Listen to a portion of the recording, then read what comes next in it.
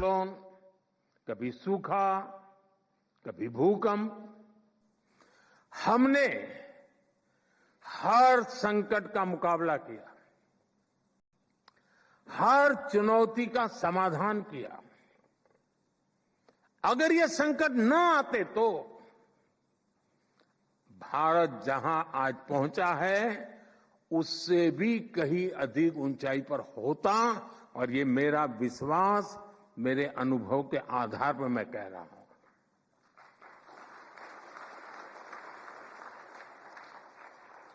साथियों, आज देश विकसित भारत के संकल्प को लेकर चल रहा है। बीते 10 वर्षों में 25 करोड़ लोग गरीबी से बाहर निकले हैं।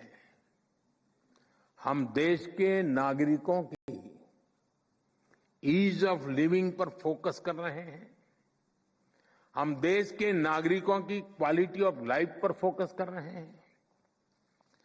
साथियों, इंडस्ट्री 4.0 को ध्यान में रखते हुए हमारा बहुत अधिक फोकस स्किल डेवलपमेंट और एम्प्लॉयमेंट पर हमने केंद्रित किया है। आज देश के युवाओं में एक मिजाज बना है कि अपने दम पर कुछ करके दिखाना है। इसमें मुद्रा योजना हो, स्टार्टअप इंडिया अभियान हो, स्टैंड अप इंडिया हो, युवाओं की बहुत मदद कर रही है। मुद्रा योजना से लगभग मदद लेकर के 8 करोड़ से ज्यादा साथियों ने पहली बार कोई बिजनेस शुरू किया है। देश में आज करीब 1,40,000 स्टार्टअप्स हैं और इनमें लाखों युवा काम कर रहे हैं, नए नए साहस कर रहे हैं। इस बजट में भी जिस 2 लाख करोड़ रुपए के पीएम पैकेज की घोषणा हुई है, चारों तरफ उसकी वाहवाही हो रही है, खूब प्रशंसा हो रही है। इसका सीधा लाभ 4 करोड़ से अधिक युवाओं को मिलने का। ये पीएम पैकेज होलिस्टिक और कॉम्प्रिहेंसिव है। ये टुकड़ों में नहीं है, ये इंटरलिंक है, एंड टू एंड एक सॉल्यूशन है। इसका विजन स्पष्ट है। भारत की मैन पावर ग्लोबली कॉम्पिटिटिव हो, भारत का प्रोडक्ट ग्लोबली कॉम्पिटिटिव हो, और सिर्फ क्वालिटी नहीं बल्कि वैल्यू की दृष्टि से भी वो कॉम्पिटिटिव हो। हमारे युवाओं की स्किल बढ़े, उनका एक्सपोजर बढ़े, उन्हें आसानी से रोजगार मिले। इसके लिए हम इंटर्नशिप स्कीम लेकर आए हैं। एम्प्लॉयमेंट जनरेशन करने वाले आप जैसे जो लोग हैं, उनको लार्ज स्केल पर इंसेंटिव मिले, इसका भी हमने ध्यान रखा है। इसलिए ही सरकार ने ईपीएफओ कंट्रीब्यूशन में इंसेंटिव की घोषणा की है। साथियों, हमारी सरकार का इंटेंट और कमिटमेंट एकदम साफ है। हमारे डायरेक्शन में कोई डायवर्जन नहीं है। चाहे नेशन फर्स्ट ये हमारा कमिटमेंट हो, चाहे $5 ट्रिलियन इकोनॉमी का संकल्प हो, चाहे सैचुरेशन अप्रोच को हम अचीव करने का इरादा लेके चले हो, चाहे जीरो इफेक्ट जीरो डिफेक्ट की बात हो, चाहे आत्मनिर्भर भारत का हमारा दृढ़ संकल्प हो, चाहे विकसित भारत के विराट संकल्प के लिए हमारी लंबी दौड़ हो, हम इसके लिए पूरे फोकस के साथ काम कर रहे हैं। हम योजनाओं को निरंतर विस्तार देते हैं, उनकी प्रोग्रेस की समीक्षा करते हैं। आप सरकार की अप्रोच, विकास के प्रति हमारे कमिटमेंट को भली भांति जानते हैं। हम हर बार नए माइलस्टोन्स गढ़ रहे हैं।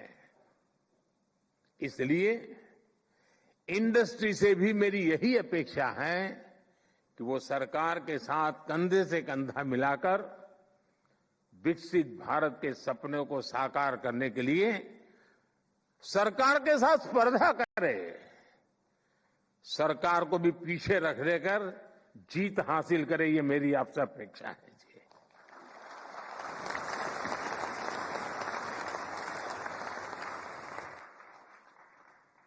पीएम पैकेज की घोषणाएं, ये हम दोनों, चाहे सरकार हो या इंडस्ट्री, ये हमारा साझा दायित्व के रूप में हमें तेज गति से आगे बढ़ाना है। मुझे आप पर पूरा भरोसा है। साथियों, इस बार के बजट का एक और पहलू है जो विकसित भारत की हमारी जर्नी को ताकत देगा। ये विषय है मैन्युफैक्चरिंग। आप सभी ने देखा है कि 10 साल में भारत का मैन्युफैक्चरिंग इकोसिस्टम कैसे ट्रांसफॉर्म हुआ है। हमने मेक इन इंडिया जैसा महत्वाकांक्षी अभियान शुरू किया। हमने अनेक सेक्टर्स में एफडीआई नियमों को सरल किया। हमने मल्टी मॉडल लॉजिस्टिक पार्क बनाए। 14 सेक्टर्स के लिए पीएलआई स्कीम्स लॉन्च की। ऐसे निर्णयों ने मैन्युफैक्चरिंग सेक्टर का आत्मविश्वास नई ऊंचाई पर पहुंचाया है। अब इस बजट में देश के 100 बड़े शहरों के पास investment ready plug and play industrial park बनाने की घोषणा हुई है।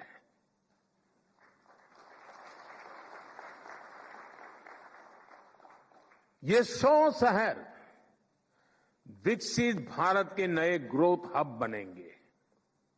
सरकार मौजूदा इंडस्ट्रियल कॉरिडोर्स का भी आधुनिकीकरण करेगी। हमारा बहुत बड़ा फोकस एमएसएमईज पर भी है। इससे करोड़ों लोगों को रोजगार मिलता है। सरकार ने एमएसएमई को सुविधाएं देने के साथ ही उनकी चुनौतियों को एड्रेस किया है। एमएसएमईज को जरूरी वर्किंग कैपिटल और क्रेडिट मिले, उनके कंप्लायंस बर्डन और टैक्सेस कम हो, उनकी मार्केट एक्सेस और संभावनाएं बेहतर हो, एमएसएमईज का फॉर्मलाइजेशन हो।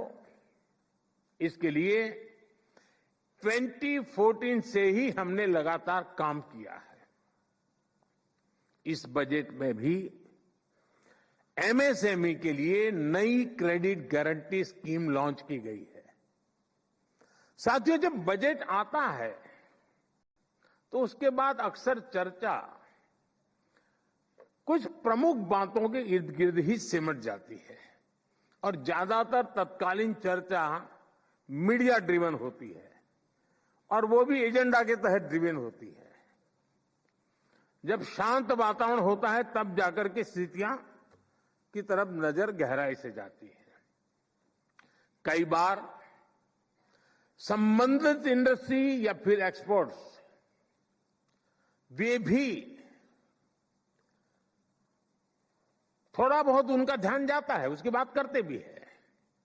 लेकिन बजट की ऐसी बातें मुझे लगता है कि हर क्षेत्र में बार बार दोहराना जरूरी है। माइक्रो लेवल पर भी उसका एनालिसिस जरूरी है। अब जैसे बजट में न्यूक्लियर पावर जनरेशन के लिए एलोकेशन बढ़ाया गया है। हम कृषि में भी डिजिटल पब्लिक इंफ्रास्ट्रक्चर बनाने जा रहे हैं। हम किसानों को जमीनों के नंबर देने के लिए भू आधार कार्ड भी देने जा रहे हैं। स्पेस इकोनॉमी के लिए भी 1,000 करोड़ रुपए के वेंचर कैपिटल की व्यवस्था की गई है। बजट में क्रिटिकल मिनरल मिशन की भी घोषणा की गई है। हम जल्द ही माइनिंग के ऑफशोर ब्लॉक्स के पहले चरण की नीलामी शुरू करने वाले हैं। ये सारे ऐलान प्रगति के नए रास्ते खोलेंगे, नए अवसर बनाएंगे। फ्रेंड्स, आज जब भारत दुनिया की तीसरी सबसे बड़ी इकोनॉमी बनने वाला है, तो नए सेक्टर्स में भी संभावनाएं बन रही हैं। विशेष रूप से हमारे सनराइज सेक्टर्स में। आप जानते हैं, टेक्नोलॉजी ही वर्तमान है, टेक्नोलॉजी ही फ्यूचर है। आज जो भी देश सेमीकंडक्टर वैल्यू चेन में अपनी जगह बनाएगा, वो भविष्य में बड़ी भूमिका में रहेगा। और इसलिए हम भारत में इस इंडस्ट्री को आगे बढ़ा रहे हैं। इसी तरह हम इलेक्ट्रॉनिक्स मैन्युफैक्चरिंग को भी एनकरेज कर रहे हैं। आज मोबाइल मैन्युफैक्चरिंग रिवॉल्यूशन का दौर है। एक जमाने में जो भारत मोबाइल फोन्स को इंपोर्टर था, वो आज दुनिया के टॉप मोबाइल मैन्युफैक्चरर और एक्सपोर्टर में स्थान ले चुका है। भारत में हमने ग्रीन जॉब सेक्टर के लिए एक बहुत बड़ा रोड मैप तैयार किया है। हम ग्रीन हाइड्रोजन, इलेक्ट्रिक व्हीकल्स, ऐसे अनेक सेक्टर्स को आगे बढ़ा रहे हैं। अब पीएम सूर्यघर योजना, ये इतनी बड़ी योजना है, इतने वेंडर्स की जरूरत है, और सरकार एक एक घर को 75,000 रुपया देने वाली है। ये अपने एक बहुत बड़ा रिवॉल्यूशन होने वाला है। इस बजट में क्लीन एनर्जी के लिए उठाए गए कदमों की खूब चर्चा हो रही है। आज के दौर में एनर्जी सिक्योरिटी और एनर्जी ट्रांजिशन दोनों ही इकोनॉमी और इकोलॉजी के लिए इतने ही महत्वपूर्ण है। लेकिन इसके साथ ही हम स्मॉल न्यूक्लियर रिएक्टर्स पर भी काम कर रहे हैं। इससे न सिर्फ एनर्जी एक्सेस के रूप में इंडस्ट्री को लाभ होगा, बल्कि इस सेक्टर से जुड़ी पूरी सप्लाई चेन को भी बिजनेस की नई संभावनाएं मिलेगी। हमारी इंडस्ट्रीज और एंटरप्रेन्योर्स ने हमेशा देश के विकास के लिए अपनी प्रतिबद्धता दिखाई है। मुझे विश्वास है कि मैंने जिन भी सनराइज सेक्टर्स का जिक्र किया है, उन सभी में आप भारत को ग्लोबल प्लेयर बनाने वाले हैं।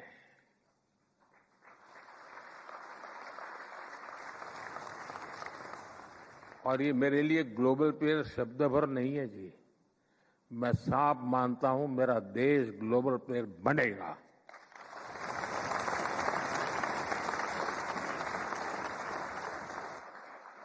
साथियों, हमारी सरकार के पास राजनीतिक इच्छा शक्ति की कोई कमी नहीं है, और इससे तो आप भी परिचित हैं। हमारे लिए देश और देशवासियों की आकांक्षाएं, उनके एस्पिरेशंस, ये हमारे लिए सर्वोपरि है।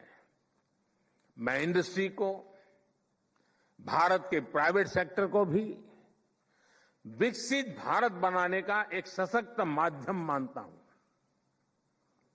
मैं आप जैसे साथियों को वेल्थ क्रिएटर्स को भारत की ग्रोथ स्टोरी का प्रमुख ड्राइविंग फोर्स मानता हूं और मैं लाल किले से भी गर्व के साथ इसका जिक्र करने में संकोच नहीं करता हूं। साथियों, पूरी दुनिया की नजर आज भारत पर है, आप सब पर है।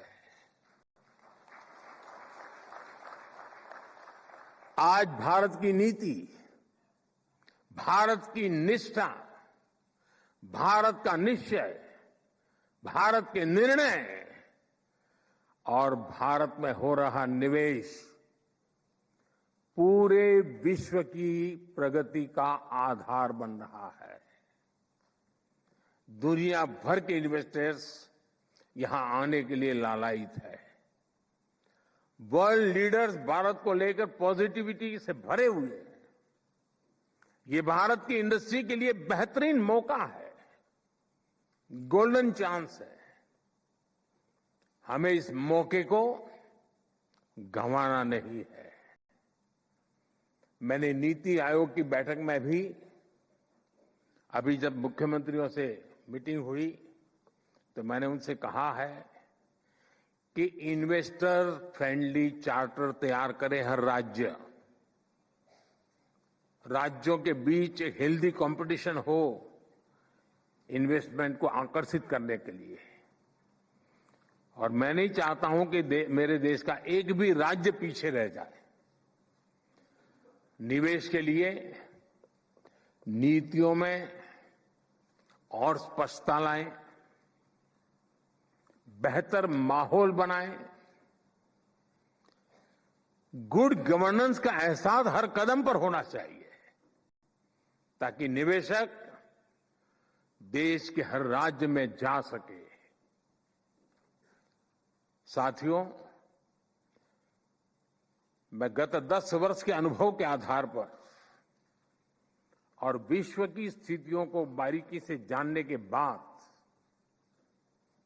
मैं पूरे विश्वास के साथ कहता हूं कि देश जब आजादी की शताब्दी मनाएगा, भारत की आजादी के जब 100 साल होंगे, वो शताब्दी हम विकसित भारत के रूप में मनाएंगे।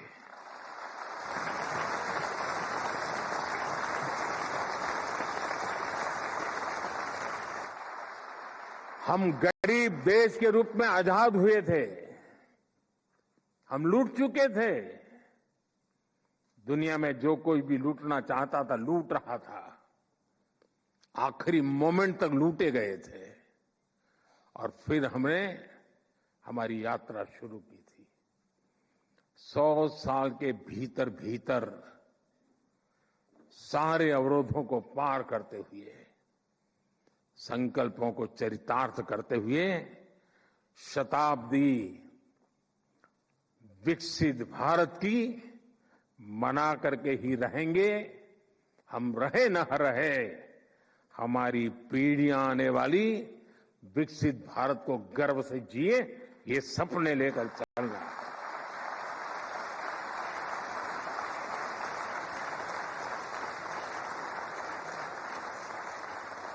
आइए हम सब मिलकर आगे बढ़े, अपने भारत को विकसित बनाएं और इस संकल्प को सिद्धि पर ले जाने के लिए जीवन का अपने पास ईश्वर ने जो भी दिया है उसका उत्तम से उत्तम हम समाज को, देश को फिर से अर्पित करें। इसी एक भावना के साथ आप सभी को बहुत बहुत शुभकामनाएं, बहुत बहुत धन्यवाद।